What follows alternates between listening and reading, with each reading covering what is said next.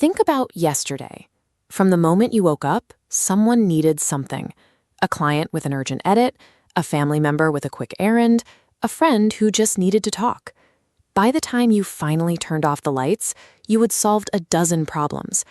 But where were you in that day? Did you spend even 10 minutes existing purely for yourself? Take Mira. As a freelance graphic designer, she technically manages her own schedule. On paper, she has total freedom. But in practice, her life is a revolving door of other people's priorities. We often view a flexible schedule as a luxury. In reality, without clear boundaries, free time simply becomes an open invitation for everyone else's emergencies to fill the void. For 3 years, Mira had a personal project, a creative idea that belonged only to her. It had no client, no brief, and no deadline. But every night, she worked for others until midnight, telling herself she'd finally start her own work tomorrow morning.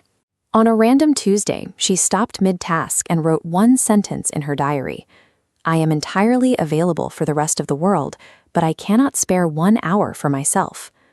It's a realization millions of us hit at the end of an exhausting day, the feeling that we've been busy for 14 hours, yet accomplished nothing for our own lives. To change this, we have to look past the surface of our calendars. We need to identify the specific psychological mechanism that makes us prioritize a minor favor for a stranger over our own deepest goals.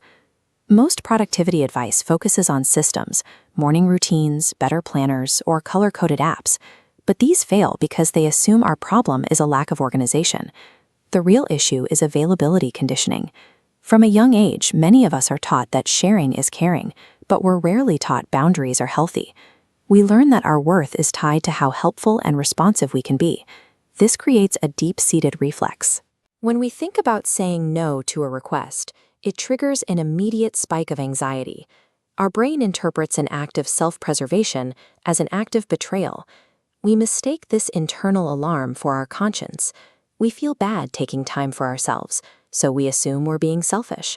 But that feeling isn't a moral compass. It's just the social programming we've absorbed. When you are consistently rewarded for being helpful and shamed for being busy, you eventually stop seeing yourself as an individual with needs. You begin to view yourself as a resource for others. This is why exhaustion feels so permanent. It's built into who we think we are supposed to be. Reclaiming that time requires a shift toward time ownership. This means treating your hours like a primary resource, one that no one is allowed to spend without your explicit permission.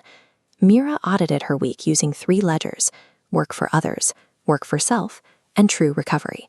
The others column swallowed nearly every hour, but the column for her own creative project was empty. She hadn't allocated a single minute to her goals in months. It's painful to see that zero, but facing the visual reality of your time deficit is the only way to stop the bleed. You cannot protect what you haven't measured. This reclamation begins with scheduled unavailability. You set aside a specific window, even just 45 minutes, where you are intentionally unreachable. The phone goes on Do Not Disturb, and you focus on something that is purely yours. Expect the guilt to arrive immediately. Use that feeling as a marker. It's the sign that you are successfully pushing back against your conditioning, rather than a signal that you are doing something wrong. A second habit is the response delay. When a request comes in, force a 3-second pause before answering. That gap allows your brain to move from a reflexive yes to a conscious choice. Finally, give your open time a name. A blank space on a calendar is a target for someone else's needs. If you label a block as Sunday thinking time or writing slot, it becomes a commitment you can defend. As you do this, friends or colleagues might complain that you've changed. When you stop justifying these boundaries to them, you move past simple time management. You are setting the terms of your own existence. This shift transforms how you show up in the world. You are no longer just a person with a schedule. You are a person with an identity that you protect. For Mira, the first successful hour was quiet. She didn't produce anything brilliant. She just sat in a room, existing without anyone asking for anything. That empty space allowed her to reconnect with herself. Not as a freelancer, a daughter, or a friend, but simply as Mira. Owning your time is a daily act of claiming your own life, because if you don't own the hours of your day, you will never truly know the person living them.